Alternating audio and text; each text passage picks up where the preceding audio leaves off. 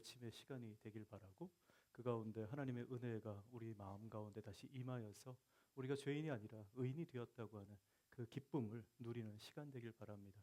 우리 다 같이 일어나셔서 하나님의 크신 사랑 같이 찬송하겠습니다.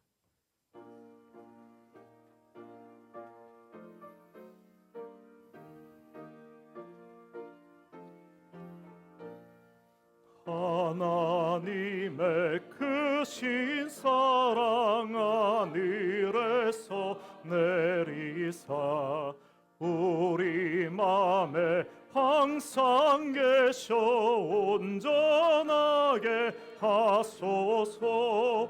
우리 주는 자비하사 사랑 무한하시니 두려워서 떠는 자를 구원하여 주소서. 걱정 근심 많은 자를 성령 감화하시며 복과 은혜 사랑받아 평안하게 하소서.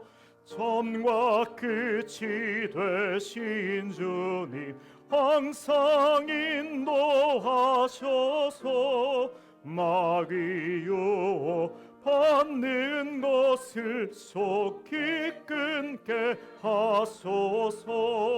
전능하신 아버지여 주의 능력 주시고 우리 맘에 임하셔서 떠나가지 마소서. 주께 영광 항상 돌려 전사처럼 섬기며 주의 사랑 영영토록 찬송하게 하소서. 우리들이 거듭나서 흠이 없게 하시고 주의 크신 구원받아 온전하게 하소서. 영광에서 영광으로 전국까지 이르러 크신 사랑 감격하여 경배하게 하소서. 아멘. 인자가 온 곳은 잃어버린 자를 찾아 구원하려 함이니라. 거룩하고 자비하신 하나님 아버지, 오늘 우리가 종려주일을 맞이하여 어린 나귀를 타시고 예루살렘에 입성하신 평화의 왕 예수 그리스도를 기억하며 이 자리에 모였습니다. 세상은 힘과 권세를 가지고 화려하고 또 그러한 모습의 왕의 행차를 기대했을지 모르지만 예수님께서는 도살장에 끌려가는 어린 양과 같은 모습으로 낮고 천한 모습으로 우리를 찾아오셨음을 저희가 다시 한번 기억합니다. 하나님 아버지, 이 시간 고백하오니 우리 스스로가 의롭다 여길 자격이 없는 죄인임을 고백합니다. 우리가 세상의 욕심에 묶여 있고 교만의 겉옷을 입고 살았으며 주님의 뜻보다는 우리 자신의 안위를 위해 구했던 자들임을 고백합니다. 그러나 오늘 주님의 말씀처럼 내가 의인을 부르러 온 것이 아니요 죄인을 불러 회개시키러 왔노라 말씀하시며 소망 없는 우리를 먼저 부르시고 그의 의로우신 피로 우리를 의로운 자 되게 하시고 하나님의 자녀 삼아주심에 다시 한번 감사드립니다. 이제 우리의 삶이 수많은 군중들이 종려나무 가지를 흔들며 호산나를 외쳤던 것처럼 주님을 경배케 하시고 그들의 겉옷가지를 펼쳐 보인 것처럼 오늘 우리 또한 우리 모든 것을 드리며 또한 우리의 심령을 주님 앞에 펼쳐 놓기를 원합니다. 우리의 이 예배가 겉으로만 화려한 예배가 아니라 우리를 위해 대속 제물로 이 땅에 오신 그리고 그 사랑에 응답하는 진실한 예배가 되게 하여 주시옵소서. 이 고난 주간의 시작에 주의 은혜 가운데 우리가 주님 가신 십자가의 길을 기억하고 뒤따르기를 소원하며 우리의 영원한 구원자 되시는 예수 그리스도 이름으로 기도드렸습니다. 아멘.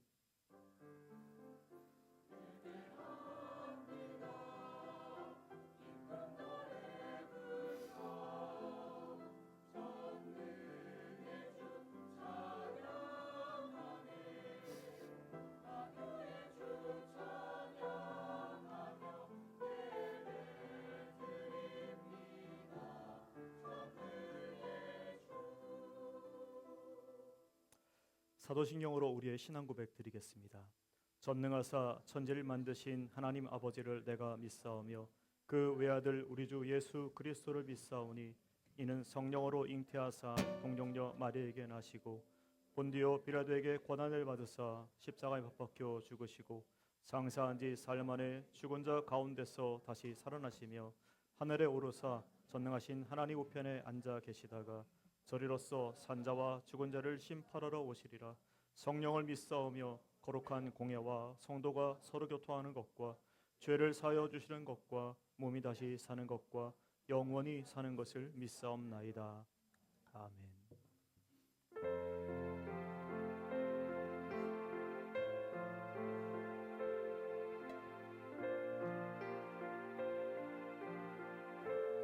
당신을 영광하며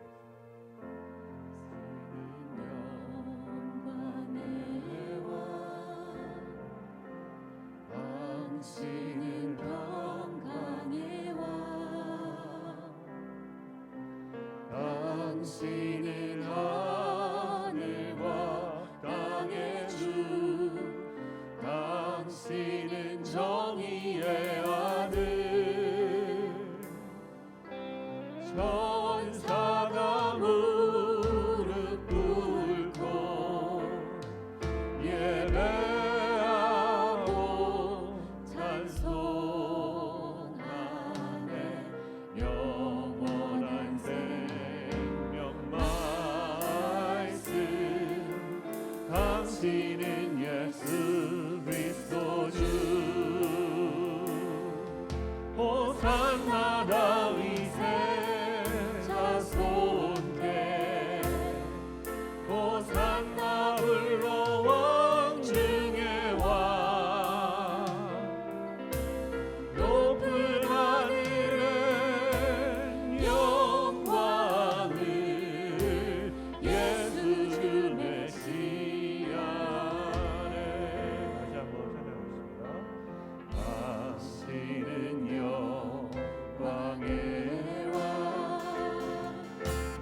당신은 평강의 왕,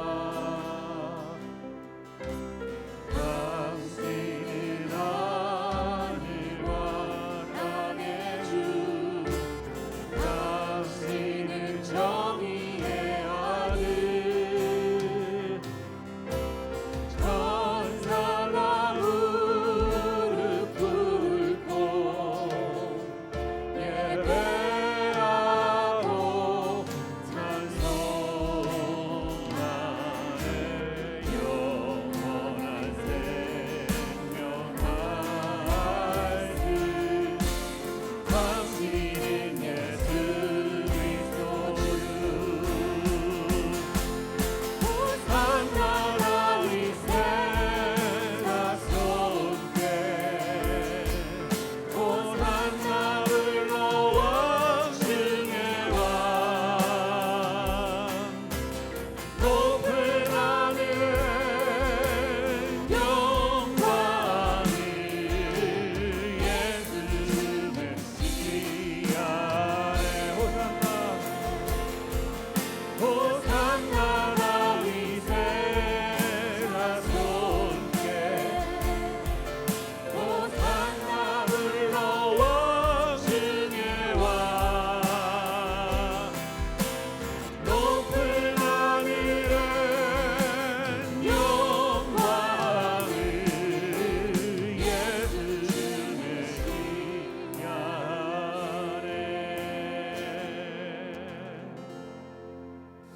네, 아멘. 감사와 고백 드리겠습니다. 사랑의 하나님 아버지, 죄로 인해 죽었던 우리를 독생자 예수 그리스도의 보혈로 대속하시고 영생의 선물을 주심을 감사드립니다. 전해된 우리가 오늘 거룩한 주일에 함께 모여 기쁨과 감사로 드리는 예배를 받으소서. 그러나 지난 한 주간 온전히 하나님의 말씀대로 빛되는 삶을 살지 못한 죄를 고백하고 회개하오니 긍휼히 여기시고 용서하소서. 말씀과 성령 안에서 성숙한 그리스도인이 되어 예배와 전도를 통해 열매 가득한 교회가 되게 하소서. 우리 구주 예수 그리스도의 이름으로 기도드립니다. 아멘.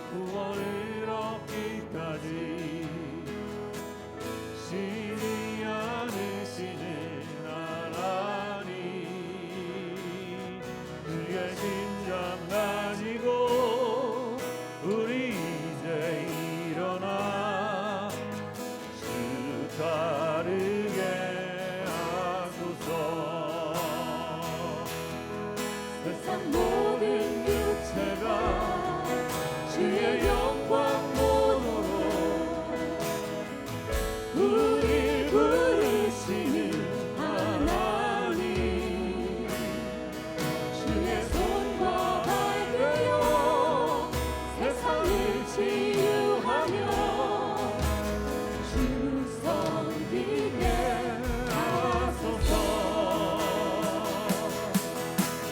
우리 바다 높음같이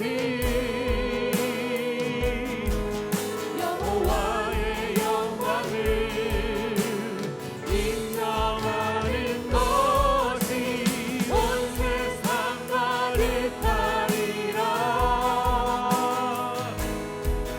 우리 바다 높음같이 우리 바다 높음같이 우리 바다 높음같이 세상 모든 육체가 주의 영광 보도록 우리 부르시는 하나님 주의 손과 발되어 세상을 치유하며 주 섬기게 하소서. 우리 바다 높음같이 여호와의 영광을 인정하는 것이 온 세상 가득하리라. 우리 바다 높음같이 우리 바다 높음같이 우리 바다 높음같이 우리라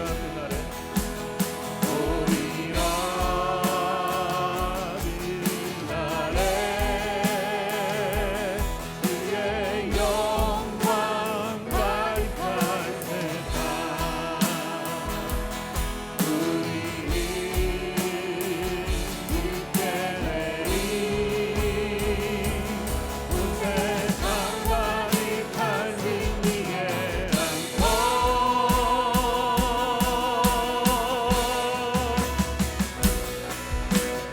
우리 바다 높음같이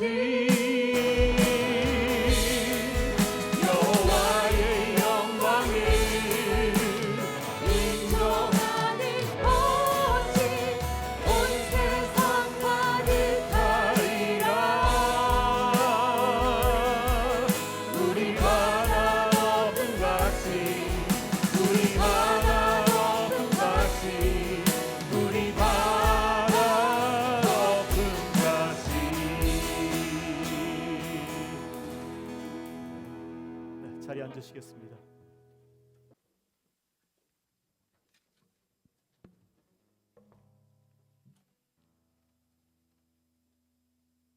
그가 찔림은 우리의 허물 때문이요 그가 상함은 우리의 죄악 때문이라. 그가 징계를 받음으로 우리는 평화를 누리고 그가 채찍에 맞음으로 우리는 나음을 받았도다. 아멘. 사랑과 은혜의 하나님 아버지, 바쁜 세상 가운데서도 구별된 시간에 함께 모여 예배로 나아가게 하심에 감사를 드립니다. 죄 많은 저희를 사랑하사 독생자 예수님을 땅에 보내주시고 십자가의 고난을 통해 구원의 길을 열어주신 은혜에 감사드립니다. 아멘. 사순절 기간을 통해 주님의 고난을 묵상하며 십자가의 참뜻을 깊이 깨닫기를 원합니다. 온갖 조롱과 모욕을 참으시며 마지막 피 한 방울까지 우리를 위해 쏟으신 그 사랑에 의지하여 이 시간 예수의 이름만이 열방의 소망이며 우리의 위로자, 생명과 영광 되심을 고백하며 다시 한번 그 이름의 거룩함을 높여드립니다. 주님, 오늘도 저희는 겉모습을 화려하게 포장한 채 주님 앞에 서려 했음을 고백합니다. 아멘. 세상 속에서 괜찮은 사람인 척, 믿음 좋은 사람인 척, 성숙한 그리스도인인 척하며 살았습니다. 그러나 주님은 우리의 중심을 이미 알고 계십니다. 저희 안에는 여전히 꺾이지 않는 교만이 있고 끊임없이 인정받고 싶은 욕망이 있습니다. 주님을 믿는다 하면서도 남과 비교하며 세상에 뒤처질까 두려워 전전긍긍하며 살았습니다. 주님, 오늘 이 시간 더 이상 저희 자신을 변명하지도 우리의 죄를 합리화하지도 않겠습니다. 십자가의 밝은 빛 아래 있는 그대의 모습으로 주님 앞에 서겠습니다.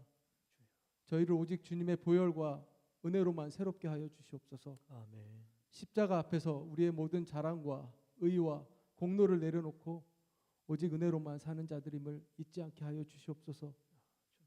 겨울이 지나고 봄날의 햇살과 푸르른 생명을 보며 우리의 일상과 영혼에도 따뜻한 봄바람과 함께 찬란한 부활의 기쁨이 가득하길 소망합니다. 우리 마음 상태가 어떠하든지 삶이 기쁘고 또 두렵고 어려움 가운데 있든지 갈 곳을 잃고 방황하며 외로워 숨어 있든지 주님은 우리를 향해서 오시고 찾으시고 우리를 구원하시고 거룩하게 하시는 분임을 믿습니다. 하나님 아버지, 전쟁과 혼돈으로 고통받는 영혼들을 기억하여 주시옵소서. 역사의 재판장 되시는 하나님, 우리가 살고 있는 이 땅 미국이 힘의 논리와 계산된 이익만을 쫓는 이기심과 교만함을 내려놓고 하나님을 경외하는 마음을 회복하게 하시고 다원화된 세상 속에서도 진리의 등불을 밝히는 나라가 되게 하옵소서. 세계 각국의 위정자들에게 지혜를 주셔서 분열을 치유하고 소외된 자들을 돌보는 공의로운 사회를 세워가게 하옵소서. 스테이트 칼리지 한인교회의 머리 되신 주님, 이곳 펜스테이트 학원 보고마와 교회가 후원하는 네 분 선교사님의 선교 사역들 위해 성령의 기름 부으심이 있길 소망합니다. 사역지의 사역이 막힘이 없게 하시고 영적 부흥이 캠퍼스에도 일어나 수많은 청년들이 회개하며 돌아오는 기적을 통하여 세상의 가치에 비순응하며 그리스도를 닮아가는 참된 제자들이 되게 하옵소서. 오늘 말씀을 선포하시는 영경 목사님과 그 가정 위에 성령의 충만함과 영육 간의 강건함을 더하사 사랑과 온유로 섬기는 참된 목자가 되어 모든 교우들이 변화와 치유를 경험하며 제자된 삶을 살아가는데 부족함 없게 하여 주시옵소서. 교회 안의 각 부서, 주일학교, 청년부, 성가대, 구역 및 후원하는 키스톤 패밀리 아웃 오브 더 콜드에 주님의 은혜를 내려 주시옵소서. 부활의 아침을 소망하며 고난 너머에 있는 영광을 바라볼 때에 십자가에서 모든 것을 내어주신 우리 구주 예수 그리스도 이름으로 기도드립니다. 아멘.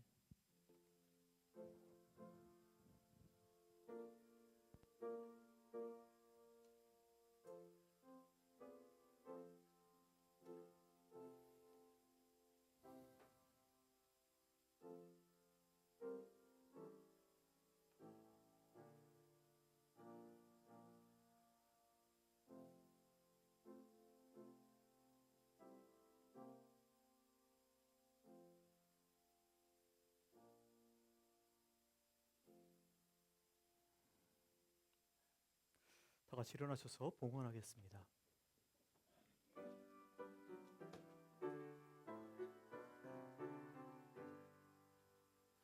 만복의 근원 하나님, 온 백성 찬송 드리고 저 천사여 찬송하세.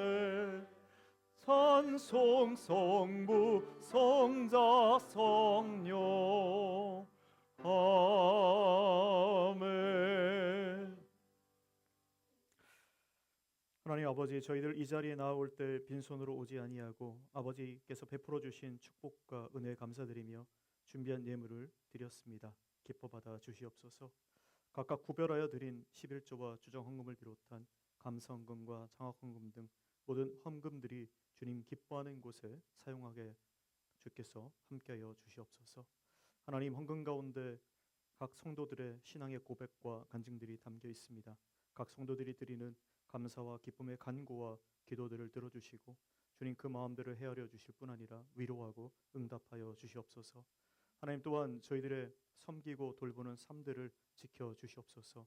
늘 아버지의 것을 맡아 관리하는 자로서 부족함이 없도록 우리들의 일하는 일터들을 지켜주시고 또 그 삶을 부유케 하셔서 더욱 풍족하게 나누는 삶이 되도록 인도하여 주시옵소서.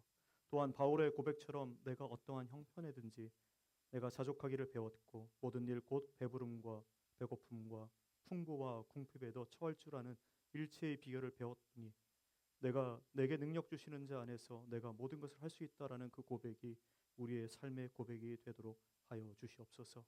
하나님, 이 시간에 개인의 건강과 진로, 앞날을 비롯하여 가정과 가족들의 아픔과 어려움으로 힘들어하는 그 모든 자들 찾아가셔서 위로하여 주시옵고, 이 헌금이 그러한 도움이 필요한 자들을 위해 사용되게 할 뿐만 아니라 그 가운데 하나님 나라의 은혜가, 그 사랑이 세워질 수 있도록 함께하여 주시옵소서.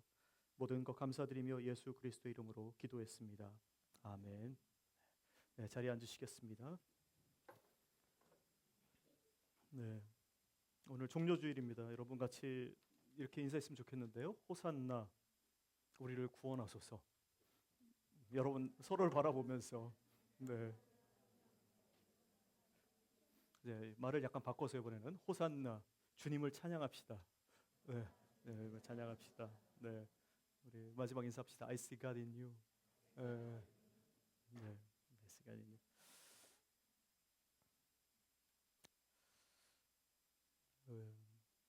오늘 예배 이후에 세례와 입교 교육이 계속 있습니다. 4시 반에 있는데요. 여러분 어린 아이들이기도 하고 우리 또 사랑하는 자녀인데 여러분들 좀 기도 많이 부탁드립니다. 또 제가 최선을 다해서 하지만 또 깨닫게 하시는 게 또 성령 하나님께서 깨닫게 하셔야 되니까 또 성령 하나님께서 이 시간 함께 하셔서 우리 사랑하는 자녀들이 바른 신앙을 알게 하시고 또 신앙 고백을 바르게 할 수 있도록 이 시간 함께 해달라고 여러분 계속 기도해 주시기 바랍니다. 그리고 다음 주에 수요일 날 4월 1일인데요. 수요 성경 공부는 그때 없고요. 대신에 4월 3일 금요일 저녁 7시에 저희가 성금요일 예배로 이 자리에 모입니다. 여러분 기억해 주시고 저녁 7시에 금요일 같이 모여 주시기 바랍니다. 그리고 4월 5일 날 부활주일입니다. 그때 우리 성찬과 세례식이 있습니다. 여러분 또 성찬을 또 준비하는 마음으로 한 주간 또 주님의 십자가와 또 그의 죽으심, 우리를 위해서 희생하신 그 사랑을 또 깊이 묵상하면서 이 성찬 예식을 여러분 준비하고 또 참여해 주시길 바랍니다. 그리고 세례식 가운데 있는데 이번에 저희가 유아 세례 그리고 입교 세례 하는 분들이 10명이 넘어요. 그러니까 여러분들 그 모든 한 사람 한 사람 또 저희가 다 기억은 못하겠지만 저희가 이름 올려드릴 테니까 그분들을 위해서 여러분 같이 기도해 주시기 바랍니다. 4월 12일 날은 운영위원회로 저희가 예배 이후에 모입니다. 운영위원 되시는 분들 참여해 주시길 바라고요. 그리고 성경통독 12주차입니다. 그리고 한 번 더 광고 드리는 건 우리 선교부 4월 17일 날 어르신들과 함께 우리 사이트 앤 사운드 우리 관람이 있습니다. 여러분 위해서 같이 기도해 주시길 바랍니다. 지금 이 시간에는 우리 성가대가 호산나 왕의 왕 찬양할 때 하나님께 같이 영광 올리겠습니다.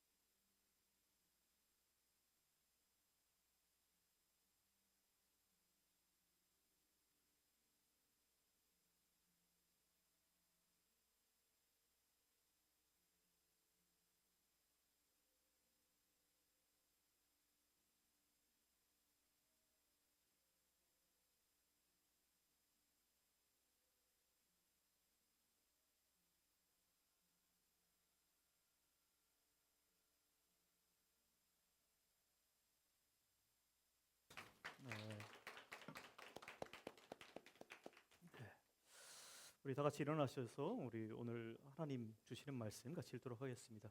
우리 중고등부 자녀들 여기 남아 있나요? 아니면 가나요? 예, 그러면 이종하시고.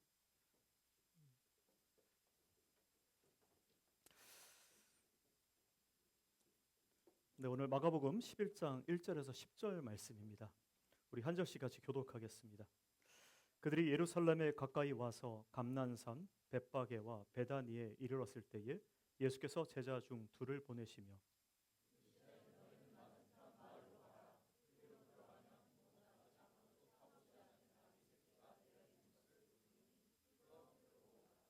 만일 누가 너희에게 왜 이렇게 하느냐 묻거든 주가 쓰시겠다 하라. 그리하면 즉시 이리로 보내리라 하시니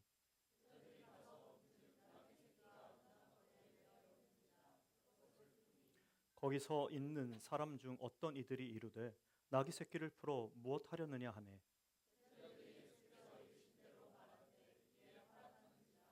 나귀 새끼를 예수께로 끌고 와서 자기들의 겉옷을 그 위에 얹어 놓음에 예수께서 타시니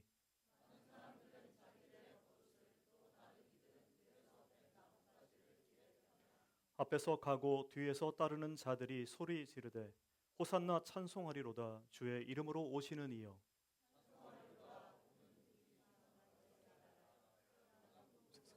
호산나 하더라. 아멘. 네, 자리에 앉으시겠습니다.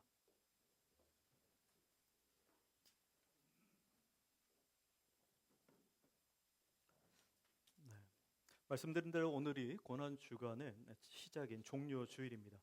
수많은 사람들이 예수님의 입성을 즐거워하며 그를 위해서 자신이 입고 있던 겉옷을 벗어서 깔고 또 종려 나무를 흔들면서 왕으로 오신 주님을 환영한 주일입니다.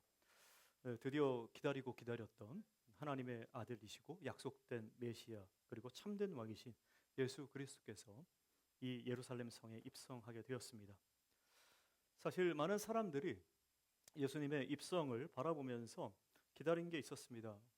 메시아니까 다윗의 왕권처럼 다윗이 예루살렘을 통치했던 것처럼 이스라엘 통치했던 것처럼 백마탄 왕을 기다렸습니다.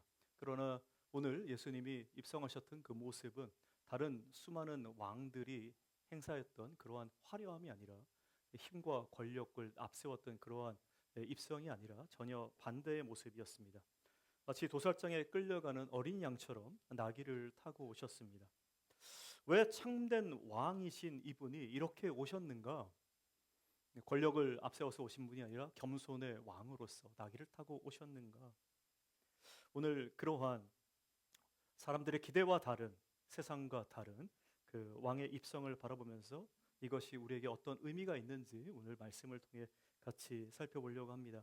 그래서 오늘 본문은 그 왕이 예루살렘에 나아가시게 됐던 그 결단과 그리고 그 왕에 대한 우리의 순종의 모습 그리고 그 왕을 맞이하는 우리의 자세가 무엇인지를 우리에게 오늘 묻고 있습니다.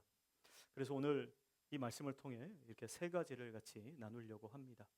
먼저 예수님이 예루살렘으로 향하시게 되는 그 결단에 관한 것이고요. 두 번째는 그 왕의 말씀에 순종한 사람들에 관한 것입니다. 주가 쓰시겠다 그 말씀에 순종한 사람들이 어떻게 그래 순종할 수 있었는가? 그리고 마지막으로 그 왕을 맞이했던 호산나 우리를 구원하소서 그렇게 외쳤던 그 왕을 맞이했던 사람들의 그 자세에 대해서 같이 나누려고 합니다. 먼저 예수님께서 예루살렘을 향해서 나아가셨습니다. 11장 1절의 표현에 의하면 그들이 예루살렘에 가까이 왔다 말씀하십니다. 그리고 끝에 11절에서도 예수께서 예루살렘에 이르러 성전에 들어가셨다 이렇게 말씀합니다. 단순히 이 말씀이 갈릴리에서 예루살렘으로 옮겼던 지리적인 설명이 아닙니다. 이것은 드디어 예수님의 사역의 마지막 결정적인 순간이 도달했음을 우리에게 오늘 이야기하고 있습니다. 예수님은 예루살렘을 목적으로 해서 늘 걸어가셨고 마음에 품고 있었고 오늘 드디어 예루살렘에 도착했던 겁니다. 예수님은 자신이 정한 일에 대한 목적과 그 방향성을 한 번도 잃어버리지 않았다는 것에 있습니다. 그렇다면 예수님은 언제부터 이 예루살렘에 가시기로 마음에 결심하셨는가, 작정하셨는가? 마가복음 8장 31절과 33절에 보면 첫 번째로 예수님께서 자신의 순한 예고를 하십니다. 가이사랴 빌립보 지역에서 예수님께서 제자들을 바라보시면서 이야기합니다. 원래 가이사랴 빌립보 지역은 여러분 잘 알다시피 로마의 황제가 있던 그 상이 있던 곳입니다. 로마의 황제가 뒤에 있고 그 가운데 예수님이 자신이 누구인가를 제자들에게 물어본 겁니다. 그때 여러분 너무나 잘 알다시피 베드로가 고백을 합니다. 주는 하나님의 아들이시요 살아계신 하나님의 아들일 뿐만 아니라 그리스도이십니다라고 그렇게 고백을 합니다. 그 고백을 듣고 난 뒤에 주님께서 말씀한 것이 그겁니다. 인자가 많은 고난을 받고 장로들과 대제사장들, 서기관들에게 버림받아 죽임을 당하고 사흘 만에 살아나야 할 것이다. 즉 예수님은 사람들이 기대하는 정치적 메시아, 로마를 몰아낼 왕으로서가 아니라 고난을 통해 인류를 구원할 메시아임을 선포하셨던 겁니다. 그러나 그것을 잘 깨닫지 못했던 베드로가 주님 그렇게 하시면 안 됩니다라고 얘기할 때 예수님 베드로에게 말씀하시죠. 사단아 내 뒤로 물러가라 하시며 사람의 일이 아닌 하나님의 일을 생각하라고 단호하게 말씀하고 자신이 예루살렘을 향해 갈 것을 이야기한 겁니다. 또 두 번째 마가복음 9장 30절과 32절에 보면 두 번째 순환 예고를 하십니다. 갈릴리를 지나가시며 제자들에게 다시 한번 다가올 이 순환을 말씀하시면서 인자가 사람들의 손에 넘기워 죽임을 당하고 죽은 지 3일 만에 살아날 것이다. 그러나 이 이야기를 듣고 난 뒤에도 제자들 가운데 이 말씀을 깨닫지 못하고 오히려 누가 더 큰 자냐라고 하는 그 싸움이 일어납니다. 서열 다툼이 그 가운데 있습니다. 예수님은 그에 대해서 누구든지 첫째가 되고자 하는 사람은 뭇 사람의 끝이 되며 뭇 사람을 섬기는 자가 되어야 할 것이다 이렇게 가르치십니다. 즉 예루살렘으로 가는 길은 권력을 잡으러 가는 길이 아니라 가장 낮은 곳으로 내려가는 것임을 그 길임을 강조한 겁니다. 그리고 마지막으로 세 번째 순환 예고로 하십니다. 마가복음 10장 32절에서 45절에 있는 긴 말씀입니다. 예루살렘으로 올라가는 길 위에서 예수님이 앞장서 가실 때 굉장히 비장한 모습과 함께 구체적인 순환의 예고를 또 하십니다. 그러나 그때에도 예수님의 제자들 중 세베대의 아들들이라고 하는 야고보와 요한이 영광의 자리를 요구합니다. 주님 예루살렘에 가시면 제가 오른쪽 이 사람은 왼쪽에 앉게 하시옵소서. 사람들은 여전히 예수님께서 예루살렘에 올라가면 영광의 자리, 이 세상을 통치하는 자로서 예수님 가시는 줄 알고 있었는데 예수님은 그 자리가 아니라 낮아지는 자리임을 계속해서 이야기하십니다. 10장 45절에 인자가 온 것은 섬김을 받으려 함이 아니라 도리어 섬기려 하고 자기 목숨을 많은 사람의 대속물로 주려 함이라 말씀하십니다. 예수님은 능욕과 침뱉음, 채찍질, 그리고 죽음과 그리고 마지막으로 3일 후에 있을 그 부활을 자세하게 또 이야기하십니다. 여러분 예수님께서 예루살렘에 올라가신 것은 우연히 일어난 것이 아니라 이 모든 것을 아시고도 결심하고 나아간 그 길입니다. 반복적으로 이야기하는 것, 예루살렘에 가셔서 자기가 십자가에 달려 죽을 것이다 라고 하는 사실입니다. 여러분 왜 십자가에 달려 돌아가셔야 됩니까? 여러분 잘 알다시피 예수님께서 십자가에 달려 돌아가실 만한 죄를 지셨습니까? 아니에요. 여러분 오늘 우리 종료주일에 단 하나를 기억할 게 있다면 그가 예루살렘에 간 이유는 우리의 죄를 속하시고 우리를 의인되게 하시고 우리를 하나님의 자녀 삼기 위해서 그가 죽음의 자리로 나아가셨다는 사실입니다. 여러분 이걸 절대 잊어버리시면 안 됩니다. 우리가 1년에 한 번 종료주일을 지키는데 종료주일 이날만이라도 주님께서 왜 예루살렘에 가셔서 십자가를 지셔야 되는가 하는 것을 다시 한번 깊이 생각하기를 바랍니다. 원래 예루살렘은 어느 곳입니까? 여러분 예루살렘은 원래 어떤 곳이에요? 예루살렘은 다윗이 자신의 수도로 삼았던 곳이고 그 가운데 자신이 살고 있는 왕이 사는 성전이 있는 곳이고 또한 하나님을 모시는 예루살렘 성전이 있는 곳입니다. 궁전과 성전이 거기 같이 있었던 곳이에요. 그렇기 때문에 이 땅에 왕으로 오셨던 예수님께서 예루살렘에 가는 것은 원래의 의미라고 한다면 그가 왕으로 그 가운데 입성하는 사람으로서 가야 합니다. 그러나 현재 예루살렘은 어떤 곳이 되어 있는가? 그것이 원래는 성전이고 그리고 왕이 거하는 왕궁이 있어야 하는 곳이지만 지금 그곳에는 이제는 메시아로 오신 예수님을 거부하는 장소가 되어 있습니다. 그를 핍박하는 사람들이 모여 있는 장소가 되었습니다. 로마의 관료들과 유대 정치인들이 야합하여서 예수 그리스도를 죽이려고 하는 모의가 일어나는 곳이 예루살렘이 되어 있습니다. 여러분, 이제는 예수님을 밀어내려고 하는 정치적인 본산이 예루살렘이 된 것입니다. 정말 요한복음 1장 11절의 말씀이 너무나 잘 맞습니다. 요한복음 1장 11절에 자기 땅에 오매 자기 백성이 영접지 아니하리라 하는 말씀처럼 예수님 이 땅에 이 백성의 주인으로 왕으로 오신 분이지만 자기의 백성이 그를 받아들이지 않았던 것입니다. 그 죽을 곳이 예루살렘이에요. 예수님 근데 그 가운데 거기를 나아간 겁니다. 예수님만 죽였던 사람들이 아닙니다. 예수님을 죽인 이유는 진리를 선포하셨고 빛된 주님으로서 어두운 부분을 드러냈기 때문에 그를 죽이려고 한 거예요. 그렇다면 예수님만 죽였을까요? 아니에요.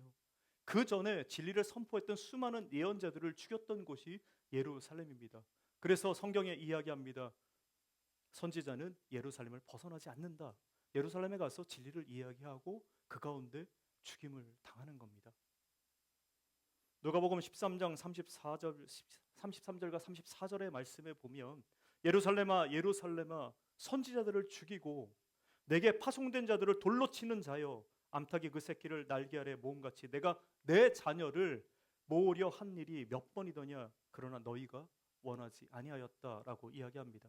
진리를 선포하고 하나님의 백성으로서 다시 하나님의 백성으로 살아가도록 그들을 불렀지만 그들은 그 진리 가운데 살기를 원치 않았고 오히려 그 진리를 선포한 자들을 돌로 쳐서 죽였다라고 이야기하는 겁니다.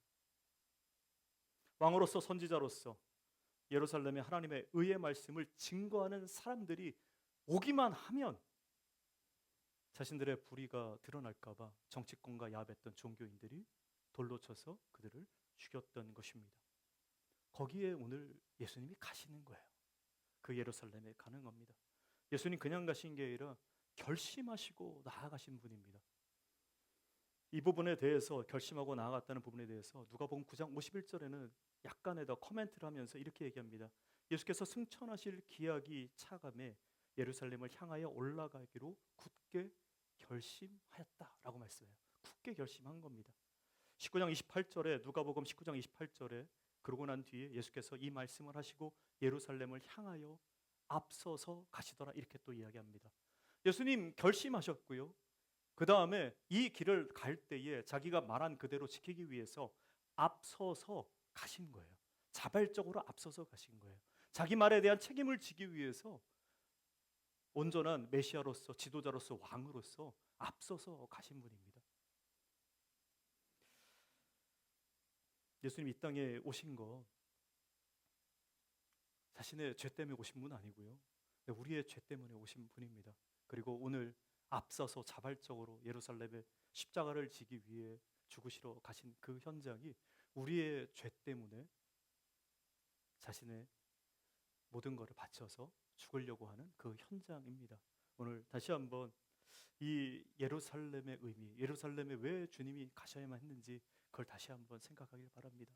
그 예루살렘에 가셔서 창조주이신 분이 피조물을 위해서 죽으셨고요.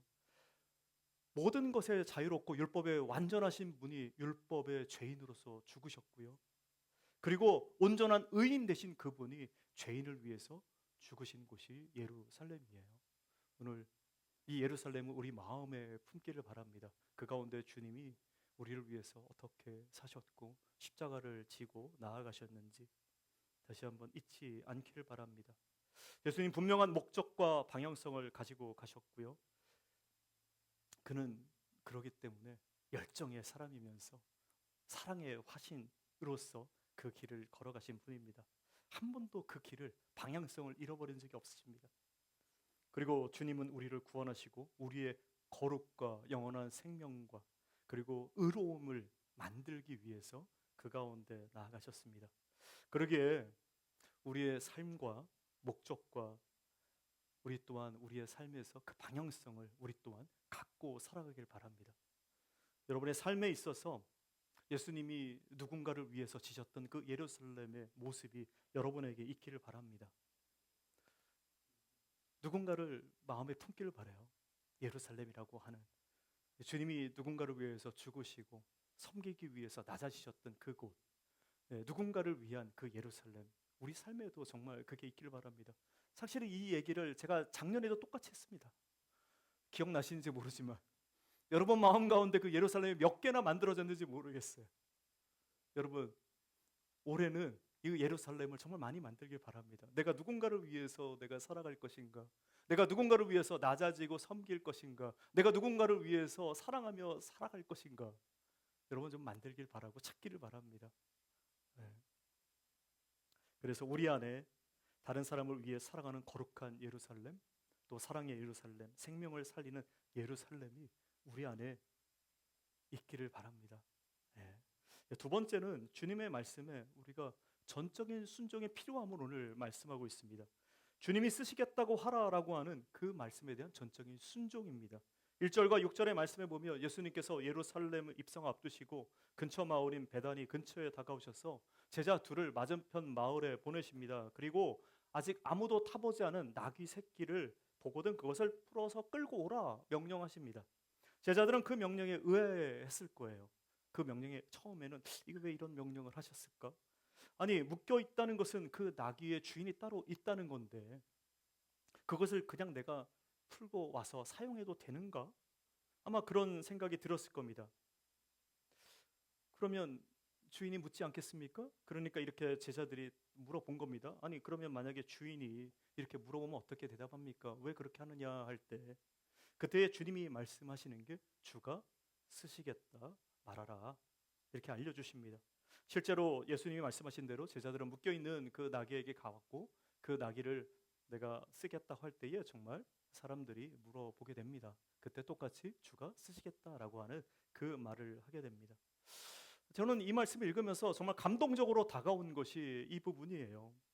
어쩌면 당황스러운 주님의 요청일 수 있는데 내가 기대하지 않고 이런 일을 할 거라 생각하지 않았는데 주님이 나에게 그러한 요청을 할 때 제자들이 그 말씀에 순종했다는 겁니다. 그리고 또한 더 놀라운 것은 그 주변에 있는 사람들입니다. 제자들이 가서 그 나귀를 가지러 간다고 할 때에 주가 쓰시겠다고 한다는 그 말에 이 나귀를 내어줬던 사람 또한 거기 있다는 겁니다.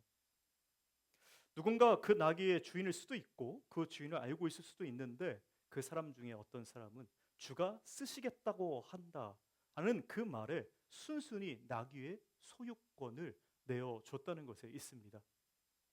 여러분 신앙에서 가장 중요한 것이 내가 예수 그리스도를 나의 주로서 고백하며 살아갈 때 그 신앙이 가장 중요한 것은 나의 삶의 주도권을 주님께 내어 드리는 겁니다.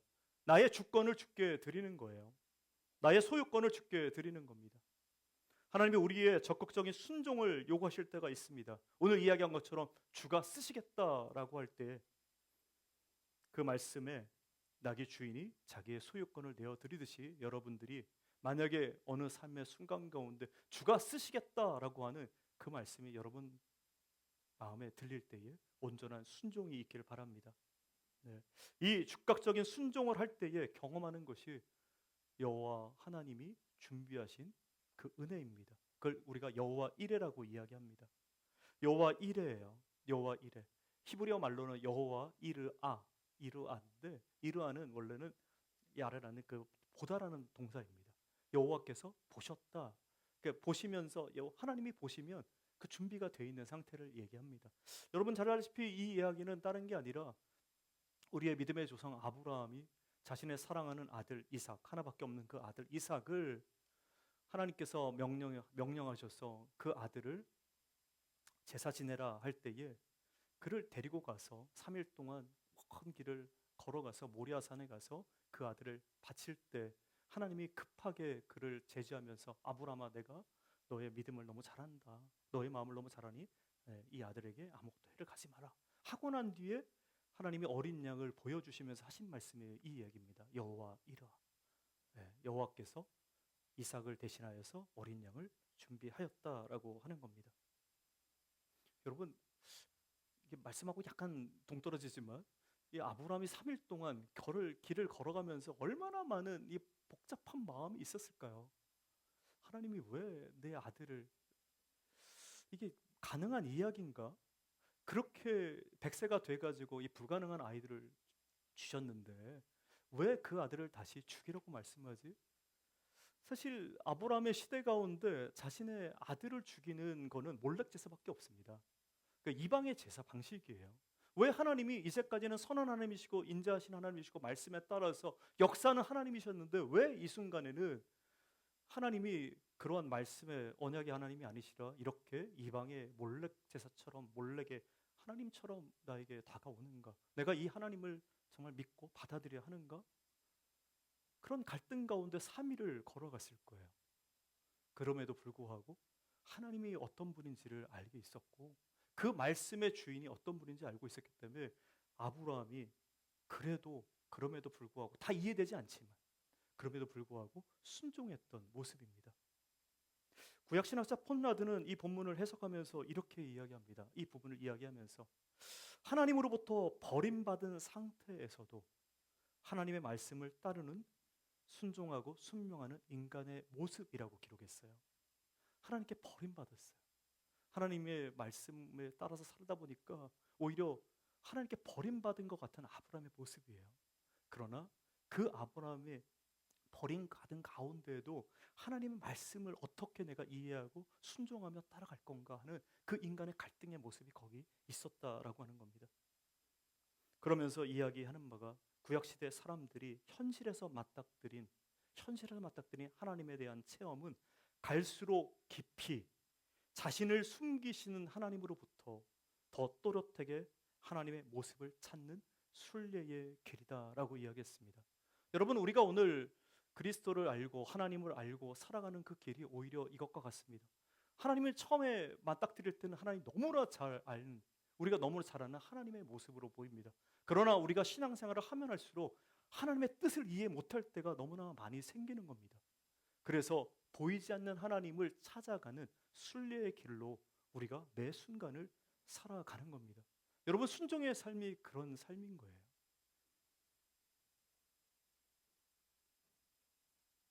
여러분, 눈빛을 보니까 동의가 안 됩니다. 이런 분들도 계시네. 나는 믿으면 믿을수록 시간이 지나면 지날수록 난 더욱더 잘 압니다. 이런 분들도 계시는 것 같아요. 그런 분들이 있으면 감사하죠. 네. 그러나 어떻게 보면 하나님이 요구하시는 건 우리의 본성과 다른 걸 요구하시기 때문에 때로는 그 말씀에 순종하며 살아간다는 것이 우리의 생각만큼 쉽지 않다는 겁니다. 폰나드가 이야기하는 부분이 그겁니다. 하나님을 따라가면 따라갈수록 오히려 잘 모르는 하나님, 그럼에도 불구하고 그분의 뜻을 이해하고 순종하면서 살아가려고 하는 우리의 갈등, 그 순례의 여정, 그것이 우리의 신앙생활의 모습입니다. 놀라운 것은 오늘 아브라함의 이삭이 바치는 그 사건을 보면 한쪽으로 하나님은 이삭을 바치라고 하고 시험을 하시면서 또 다른 한편으로는 이미 어린 양을 준비하고 있다는 겁니다. 그래서 여러분이 하나님의 말씀을 온전히 순종하고 나아가면 마지막으로 보는 것은 하나님의 예비하심이에요. 하나님의 예비하심이에요. 여러분이 순종해보고 나면 하나님이 이게 정말 하나님의 말씀이구나, 말씀에 내가 순종해보면 마지막으로 만나는 것은 하나님의 예비하심입니다. 여러분, 믿음의 순종을 통하여 여러분 삶 가운데 하나님이 예비하신 은혜를 많이 경험할 수 있기를 바랍니다. 네. 그렇기 때문에 이 주가 쓰시겠다 하라 하는 이 말씀에 오늘 제자들이 순종함으로 경험하는 것은 다른 한편으로 모든 세상에 있는 것들이 주님의 말씀에 순종한다는 것을 발견하는 겁니다. 거기에 있는 사람들 주님이 어떤 분인지 잘 알지 못했지만 거기에 순종했던 사람입니다. 그걸 보고서 세상이 주의 말씀에 따르는구나라는 것을 깨달아 알게 된 겁니다. 그리고 또한 주님의 말씀이 이루어질 때에 그것이 우리에게 얼마나 기쁨이고 확신이 있는가라는 것을 알게 되는 것이고요. 그리고 마지막으로 그 예비된 모든 것들을 실제적으로 구체적으로 일어나는 것임을 환영하는, 그거를 받아들일 수 있는, 경험하는 축복이 그 가운데 있는 겁니다. 여러분, 순종의 축복이 있길 바라요. 그래서 정말 내가 기대하지 못했던 것이 하나님의 뜻 가운데 내가 이거를 경험할 수 있게 됐구나 하는 것을 정말 누리길 바랍니다. 마치 베드로가 밤새워서 낚시를 했지만 물고기 한 마리 낚시 못할 때에 주님이 베드로에게 찾아가셔서 오른쪽에 그물을 내려봐라 이렇게 이야기할 때 베드로가 자기의 경험을 따랐다면 그렇게 순종할 수 있을까요? 주님, 내가 밤에 맞이해서 내가 정말 이쪽도 그물을 쳐보고 저쪽도 뿌려보고 내가 이제까지 경험을 보면 이쪽에 물고기가 많이 있어서 그쪽에도 뿌려봤는데 오늘 없더라고요. 그래서 이쪽에도 또 물고기 있는 줄 알고 여기도 또 물고기 잡기 위해서 그물을 뿌려봤는데 없었습니다. 밤새서 제가 해봤습니다. 오늘 주님 말씀 오늘 못 따르겠습니다. 너무 피곤해요. 가서 좀 자야 되겠습니다. 이랬다면 주님의 말씀에 순종하지 못하고 이랬다면 정말 주님이 말씀하는 그리고 예비하신 것을 경험하지 못했을 겁니다. 그러나 내가 밤에 맞게 수고하였지만 주님의 말씀에 따라서 내가 이 그물을 내리겠습니다 라고 할 때 그가 주님이 예비하신 것을 경험하게 된 겁니다. 주님의 로고스의 말씀이 내 삶에서 내가 순종으로 나갈 때 레마의 말씀으로 변화되어서 경험하게 되는 거예요. 여러분, 주님의 성경에 수많은 하나님의 말씀이 있고 주님의 약속의 말씀이 있습니다. 그러나 그것이 그냥 나의 삶과 관련 없는 로고스의 말씀으로만 있으면 나의 삶의 레마의 말씀으로 내 경험된 말씀으로 주어지지 않는 거예요. 여러분, 오늘 순종하시길 바랍니다. 말씀이 이야기할 때 이 말씀이 진리라고 말씀할 때에 이것이 우리에게 생명의 길로 인도하는 말씀이라고 우리에게 주어질 때에 그때의 온전한 순종이 있길 바라요. 그래서 로고스의 말씀이 레마의 말씀으로 우리에게 적용되는 그 기쁨을 누리길 바랍니다. 네. 아브라함에게 이삭이 전부였듯 나귀 주인에게도 나귀는 생계의 전부였습니다.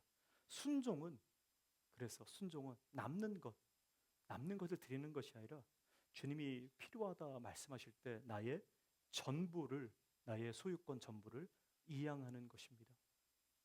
여러분, 오늘 그러한 순종의 삶이 우리에게 있기를 바랍니다. 그리고 마지막으로 수많은 사람들이 외치는 것이 호산나 찬송하리로다 라고 하는 그 외침이에요.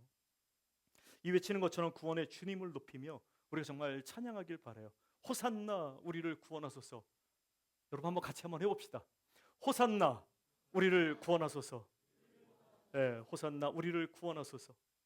그러고 난 뒤에 이분들이 한 일이 뭡니까? 자기의 겉옷을 벗고 또 종려나무 가지를 어떤 사람은 들고 흔들고 밑바닥에 뿌리면서 예수 그리스도를 환영합니다. 여러분이 그 당시에는 겉옷이 어떤 의미냐면 겉옷은 가난한 자들에겐 생계의 모든 것입니다. 이 겉옷이 낮에는 밖에 나가서 옷이지만 집안에 들어와서 저녁이 되면 그것을 이불 삼아서 덮고 자야 하는 거예요. 내 생계의 모든 것들이에요. 그 겉옷이라고 하는 것이. 근데 오늘 사람들이 예수 그리스도가 올 때 자기의 겉옷을 벗어서 밑에다 깔아 드리는 거예요. 무슨 의미입니까? 그 주님을 맞이하는 그 자세죠. 내 모든 것을 드려서 내가 그 주님을 맞이합니다 라고 하는 삶의 태도입니다. 자신의 보호하는 그 겉옷을 던져보내게 주님께 다 드렸던 것은 뭐냐면 주님이 내 삶에 들어오셔서 나의 삶을 보호해 주시옵소서라고 하는 고백인 겁니다. 호산나 나를 구원하소서. 호산나 주님이 오셔서 나의 삶을 보호해 주시옵소서. 호산나 내가 이제까지 의지하였던 내 모든 것을 주께 다 드려오니 주님 그걸 받으시고 나의 삶에 들어오셔서 나를 보호해 주시옵소서라는 고백입니다. 주님이 이 땅에 오실 때 그러한 분으로 오셨어요. 그러나 그분이 힘의 권세를 가지고 오신 분이 아니라 오늘 스가랴 9장 9절의 말씀처럼 보라 내 왕이 내게 임하시나니 그는 공의로운데 구원을 베푸시며 겸손하시며 나귀를 타시나니 나귀의 작은 곳 곧 나귀 새끼니라 이런 예언의 말씀을 이루듯이 공의의 왕으로서 우리를 구원하기 위해 겸손의 왕으로 나귀를 타고 오셨던 것입니다. 여러분 정말 주님이 오셨어요. 주님이 이 땅에 오셔서 우리에게 말씀하십니다. 나의 삶에 대한 소유권, 주권을 이양받기를 원하십니다. 그리고 전적으로 내가 의지하며 살았던 것이 아니라 주님을 의지하며 살기를 바라십니다. 여러분 겉옷을 벗어서 주님께 드리는 삶이 있길 바랍니다. 그러나 참 놀라운 거는 이 호산나의 외침이 있고 난 뒤에 불과 일주일 만에 누군가는 그를 십자가에 못 박으라. 그를 십자가에 못 박으라 라고 하는 반대의 목소리도 생겼다는 겁니다. 왜 한편으로 호산나 우리를 구원하소서 이렇게 외쳤다가 왜 갑자기 또 그를 십자가에 못 박으라라고 일주일 만에 바뀌었을까요? 물론 학자들 중에서는 이 사람들은 낮에 있던 사람들이고 그를 십자가에 못 박으러 했던 사람들은 제사장들과 종교인들이 불러 모았던 이 밤중에 이 새벽에 아주 일찍 네, 밤중에 지나 새벽에 일찍 모였던 사람들이라고 해서 전혀 다른 부류라고 생각을 하는 사람도 있습니다. 그러나 오늘 뭐 그렇게 생각할 수 있지만 우리가 한번 똑같은 예루살렘에 있는 시민들이 한편으로는 왜 호산나 우리를 구원하소서 이렇게 얘기하고 또 한편으로는 그를 십자가에 못 박으라 이렇게 이야기하는가 한번 생각해 보기를 바랍니다. 왜 이렇게 바뀌었을까요? 다른 게 아니라 자신들의 기대했던 메시아가 아닐 때, 자신들이 기대했던 그 왕의 모습이 아닐 때 그들은 그를 거부하고 십자가에 못 박기를 바랬던 겁니다. 심지어 예수님의 제자 가운데도 이 사람이 있었잖아요. 누구죠? 가룟 유다잖아요. 가룟 유다, 주님을 3년 동안 따랐던 그 사람이 갑자기 태도를 돌변화해서 그를 자기를 예수 그리스도를 죽이려고 하는 사람들 속에 넘겼던 사람이 제자들 중에 한 명이 있었던 것 여러분 기억하셔야 됩니다. 여러분 그래서 우리가 그리스도를 믿고 따라갈 때 내가 기대했던 예수 그리스도의 모습이 아닐지라도 내 신앙이 바뀌지 않길 바랍니다. 네. 그게 원래 주님의 모습이에요. 만약에 내가 알고 있던 그리스도와 지금 말씀하고 있던 그리스도가 다르게 보인다면 그 전에 알고 있던 그리스도는 내 욕심의 투영인 그리스도일 수 있습니다. 내 욕심으로 바라보고 내가 원했던 그리스도일 수 있어요. 그러나 오늘 말씀 가운데 이야기하는 그 그리스도가 참된 주님이시고 여러분을 위해서 내려오신 나귀를 타고 입성하셨던 그 주님이시고 십자가를 지기를 원하는 그 주님이십니다. 오늘 그 주님을 여러분 모셔 살기를 바랍니다. 그리고 그 분을 모셔 살 때 우리가 변환이 일어납니다. 그때서 변환이 일어나요. 생명의 변환이. 누군가에게 이 시간이 빨리 올 수도 있고요. 누군가에 느리게 올 수 있습니다. 저 같은 경우는 이 주님을 나의 호산나 나를 구원하소서 하는 그 주님으로 모셨던 거 저는 25세 주님을 영접했습니다. 네. 그리고 계속해서 그 주님이 어떤 분인지 알아가고 있는 과정 중에 있습니다. 누군가는 태어나자마자 좋은 가정에 자라서 말씀을 따라서 이 주님을 빨리 깨달은 분도 있을 수 있고요. 나이가 차서 50, 또 60, 70이 됐어도 그때 또 깨닫는 분들도 있을 거예요. 제가 바라고 기도하는 바는 이 주님에 대한 주권, 내 주권을 주께 내어드려서 주님의 주권을 인정하는 그 생명의 변환의 시간이 여러분 가운데 빨리 오기를 바랍니다. 네. 정말 빨리 오길 바랍니다. 그래서 모세가 자신의 80년 삶을 정리하고 80년 동안 자기 마음대로 살다가 정리하고 하나님의 임재 앞에 서서 자기 신발을 벗어드리듯이 오늘 우리가 우리의 신발을 벗어드리고 또 우리가 입고 있는 겉옷을 내 모든 거를 나를 보호하는 그 모든 거를 벗어서 드리듯이 주님을 맞이할 수 있기를 바랍니다. 결론의 말씀을 드립니다. 주님은 예루살렘을 향해 나아가셨습니다. 자신의 영광의 자리를 위해서 나가신 것이 아니라 자기 죽을 곳을 향해 나아가신 분이십니다. 예루살렘을 향해 가신 주님을 우리가 오늘 맞아들이고 찬양해야 하는 이유는 그 분이 우리를 위해서 그렇게 오셨기 때문입니다. 마치 예수님의 비유하신 것처럼 100마리 양 중에서 한 마리 어린 양을 찾기 위해서 찾아다니듯이 예수님께서 예루살렘을 향해서 나간 겁니다. 잃어버린 내 자신을 찾기 위해서 그 가운데 나아가신 겁니다. 그렇기 때문에 우리가 오늘 이야기하는 것처럼 주가 쓰시겠다 하라 라는 그 명령에 우리의 삶을 다 드려서 온전한 순종에 있는 삶이 있길 바랍니다. 제가 예수 그리스도를 여러분의 구원자로 인정하십니까? 여러분 물어본다면 어떻게 대답하시겠습니까? 아멘. 네. 그러면 예수 그리스도가 당신의 구주이십니까? 네. 여러분 구주라는 말은 내 자신을 뭐라고 지칭하는 겁니까? 종이고 하인이고 아무것도 아닌 존재라고 인정하는 거예요. 여러분 그렇게 살아가십니까? 네, 살아가길 바랍니다. 우리가 주님을 받아들인다고 하는 것은 구원자일 뿐만 아니라 그리스도를 나의 로드, 주로 고백하고 사는 거예요. 그 슬레이브의 삶을 내가 감사함으로 받아들이는 겁니다. 왜 그렇게 받아들일 수 있어요? 우리를 위해서 죽으셨기 때문에, 그분의 사랑이 무엇인지 알기 때문에, 그 죽음 가운데 내 생명이 그 가운데 있다는 걸 알기 때문에 온전히 그분을 받아들이고 주인으로 모시고 살 수 있는 겁니다. 오늘 그 순종의 삶으로 따라가길 바랍니다. 그리고 오늘 이야기하는 것처럼 주님의 제자로서 그 십자가의 그 길, 주님이 따랐던 그 길을 따라가길 바라요. 제가 놀라운 거는 하나님께서 우리 인류를 살리기 위해서 단 하나의 방법을 거기다 두셨다는 거예요. 십자가에 달려 죽는 방법. 그 방법으로만 인류의 모든 죄를 씻을 수 있다라는 겁니다. 인간의 모든 어려움과 고통, 삶에 대한 질문들의 답이 어디에 있어요? 십자가에 있다는 겁니다. 여러분, 우리가 누군가를 사랑하고 누군가를 위해 살 때에 내가 답을 찾지 못했다고 한다면, 아직 내가 왜 이 문제가 해결이 되지 않지? 이 문제가 아직 갈등 가운데 남아있지? 라고 할 때에 아직 그 가운데 십자가의 죽음이 없기 때문입니다. 십자가는 하나님의 지혜이기도 하고 하나님의 방법이기도 하고 하나님의 유일한 대안책이기도 한 겁니다.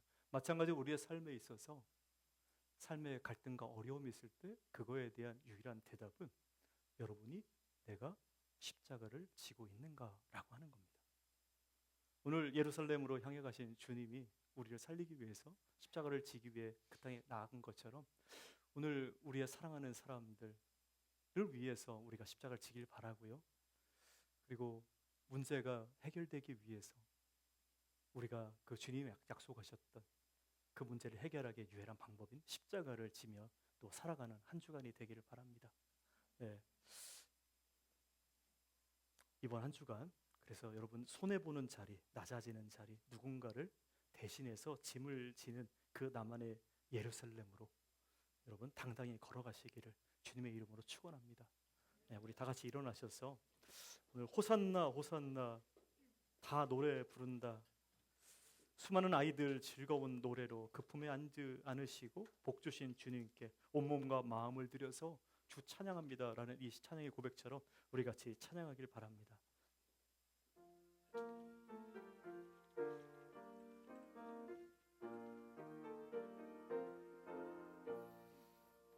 호산나 호산나 다 노래 부른다.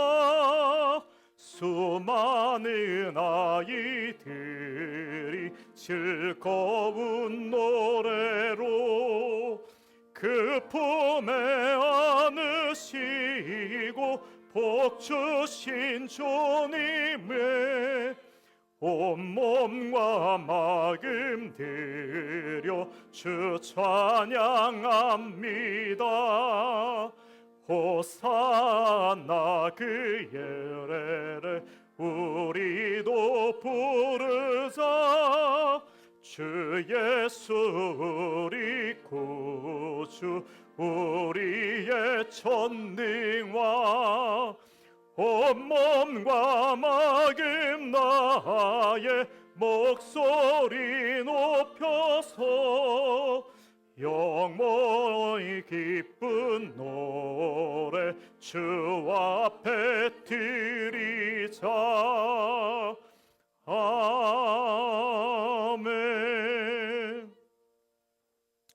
이제는 우리 주 예수 그리스도의 무한하신 사랑하심과 우리를 창세전에 작정하시고 예정하시고 구원하셔서 사랑하는 자녀로 삼아주시기 위해 기꺼이 자신의 아들을 주신 하나님 아버지의 놀라우신 은혜와 진리 되시는 성령 하나님의 함께하심이 이번 한 주간 고난주간의 이 시간 동안에 호산나 우리를 구원하소서라고 외치며 우리의 죄인됨을 고백하며 우리를 살리기 위해서 주님이 이 땅에 오셔서 십자가를 지신 이유를 묵상하고 또한 우리를 위해 지신 십자가의 그 무게를 느끼며 주님 앞에 겉옷을 던지듯이 우리의 모든 것을 들여서 주님을 예배하고 높이며 온전한 순종함으로 주님의 길을 따르기를 원하는 모든 성도들과 스테이트 칼리지 한인교회 위에 영원토록 함께 있을지어다.